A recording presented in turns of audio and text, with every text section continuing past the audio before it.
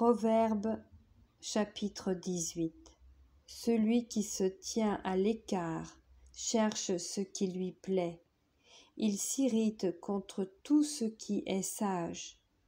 Ce n'est pas à l'intelligence que l'insensé prend plaisir, c'est à la manifestation de ses pensées. Quand vient le méchant, vient aussi le mépris, et avec la honte vient l'opprobre.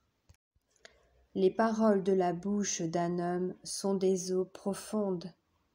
La source de la sagesse est un torrent qui jaillit. Il n'est pas bon d'avoir égard à la personne du méchant, pour faire tort au juste dans le jugement.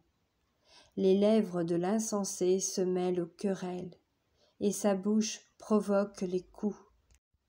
La bouche de l'insensé cause sa ruine, et ses lèvres sont un piège pour son âme. Les paroles du rapporteur sont comme des friandises. Elles descendent jusqu'au fond des entrailles. Celui qui se relâche dans son travail est frère de celui qui détruit. Le nom de l'Éternel est une tour forte.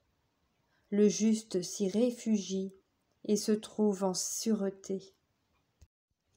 La fortune est pour le riche une ville forte.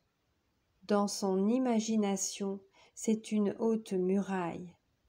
Avant la ruine, le cœur de l'homme s'élève. Mais l'humilité précède la gloire. Celui qui répond avant d'avoir écouté fait un acte de folie et s'attire la confusion.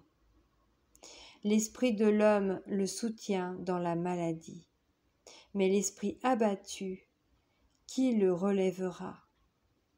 Un cœur intelligent acquiert la science, et l'oreille des sages cherche la science. Les présents d'un homme qui élargissent la voie et lui donnent accès auprès des grands. Le premier qui parle dans sa cause paraît juste, vient sa partie adverse et on l'examine. Le sort fait cesser les contestations et décide entre les puissants. Des frères sont plus intraitables qu'une ville forte, et leurs querelles sont comme les verrous d'un palais. C'est du fruit de sa bouche que l'homme rassasie son corps. C'est du produit de ses lèvres qu'il se rassasie. La mort et la vie sont au pouvoir de la langue. Quiconque l'aime en mangera les fruits. Celui qui trouve une femme trouve le bonheur. C'est une grâce qu'il obtient de l'Éternel. Le pauvre parle en suppliant, et le riche répond avec dureté. Celui qui a beaucoup d'amis les a pour son malheur, mais il est tel ami plus attaché qu'un frère.